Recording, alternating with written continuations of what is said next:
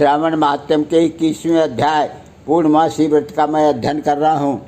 सनत कुमार ने भगवान शंकर से पूछा, हे प्रभु, आप अब मुझे पूर्णमासी की विधि बताने की कृपा करें। भगवान शिव जी बोले, हे तात, श्रावण शुक्ल पूर्णिमा को वेदोत्सर्जन उपाकर्म होता है या फिर पौष माह की पूर्णिमा को यह उपाकर्म किया जाता है। उत्सर्जन में पौष माह या माघ माह की प्रतिपदा तिथि या रोहिणी नक्षत्र बताया गया है। दूसरा समय अपनी अपनी शाखा के अनुसार उत्सर्जन तथा उपाकर्म दोनों एक ही समय करने उत्तम कहे गए हैं। इसलिए श्रावण मास पूर्णिमा का दिन उत्सर्जन उचित है तब बृहच्छ शाखाओं उपाकर्म में श्रवण नक्षत्र उचित है। अतः चतुर्दशी पूर्णमासी या प्रतिपदा तिथि के दिनों में जिस दिन श्रवण नक्षत्र हो उसी दिन ऋग्वेदियों का उपाकर्म होता है। यजुर्वेदियों का उपाकर्म पूर्णिमा में तथा सामवेदियों का उपाकर्म हस्त नक्षत्र में होता है। उपाकर्म गुरु और शुक्रास्त नक्षत्र में भी हो सकता है। गुरु तथा शुक्रास्त नक्षत्र में पहले उपाकर्म का शुभारंभ नहीं करें, ये शास्त्रों का कथन है। ग्रहण तथा संक्रांति आदि योग या दुष्ट समय आ जाने पर उपाकर्म दूसरे काल में करें। हस्त युक्त पंचमी या भाद्रपद पूर्णिमा के दिन अपने अपने गृह सूत्र के अनुसार उत्सर्जन उपाकर्म करें। मलमास में शुद्ध पक्ष में उत्सर्जन उपाकर्म करना चाहिए। ये जो दोनों उत्सर्जन उपाकर्म नित्य हैं, इनको प्रतिवर्ष नियम से करना पड़ता है। उपाकर्म की समाप्ति पर द्विजातियों के समक्ष उसी सभा में श्रेष्ठ सभादीप समर्पण करना चाहिए। उसे आचार्य या अन्य ब्राह्मण को दे देना चाहिए। प्रथम सोने चांदी या तांबे के पात्र में 1 किलोग्राम गेहूँ रखकर उसके ऊपर आटे का बना दिया बनाकर रखें। उसमें घी या तेल भरकर 3 बत्तियों जलानी चाहिए तथा पान सहित ब्राह्मण को देकर दक्षिणा देनी चाहिए। ब्राह्मण का पूजन कर ये मंत्र बोलें, ये श्रेष्ठ सभादीप दक्षिणा तथा मान सहित देव देवार्थ हेतु भेंट कर रहा हूँ। मेरे सभी मनोरथ पूरे हों तथा पुत्र पौत्र आदि को भविष्य उज्ज्वल हो, यश की वृद्धि हो। इस प्रकार 5 वर्ष पश्चात उद्यापन करना नहीं भूलें। ब्राह्मण को यथाशक्ति दक्षिणा देकर विदा करना चाहिए। उसी रात को श्रावणी कर्म करना चाहिए।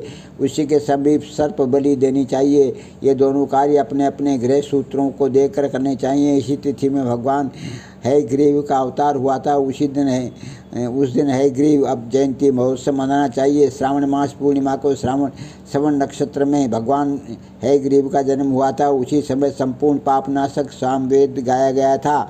इसलिए इस दिन सामवेद को सुनना चाहिए और उसकी पूजा करनी चाहिए। यहाँ अपने बंधु बांधवों तथा मित्रों के साथ भोजन करना चाहिए और मनोविनोद के खेल खेलने चाहिए। हयग्रीव की पूजा करनी चाहिए। शुरू में प्रणव भोजन करना चाहिए। उसके बाद भगवते तथा धर्माय कहकर चतुर्थ्यंतर आत्मविशोधन शब्द की योजना करनी चाहिए। अंत में नमः शब्द का उच्चारण करना चाहिए। यह 18 अक्षरों का मंत्र सब सिद्धियों को प्रदान करने वाला तथा वश्य मोहन आदि प्रयोगों का एक ही साधक मंत्र है।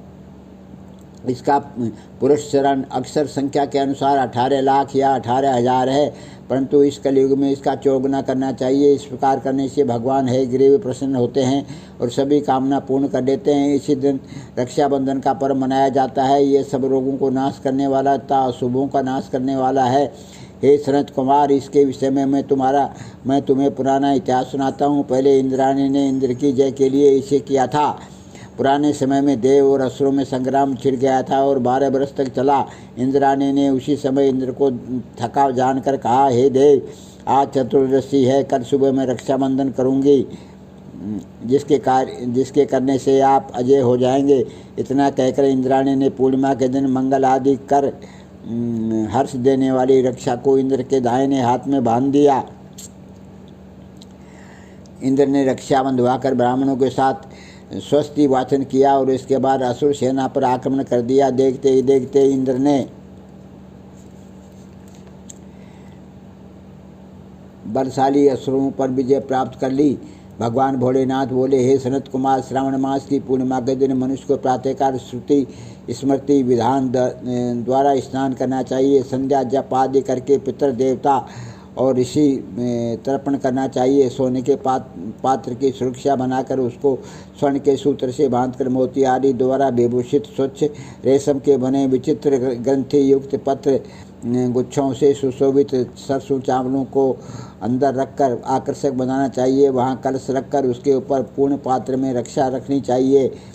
सुंदर आसन पर सगे संबंधियों सहित बैठकर मंगल गान करना चाहिए। इसके बाद एन बद्धो बलि राजा दानवेंद्रो महाबलय तेन त्वा बद्ध नामी रक्षे माचल माचल माचल मंत्र का उच्चारण करना चाहिए। ब्राह्मण, क्षत्रिय, वैश्य, शूद्र तथा अन्य व्यक्तियों को भी पहले ब्राह्मणों की पूजा करके रक्षाबंधन करना चाहिए। इस प्रकार गो रक्षाबंधन करता है।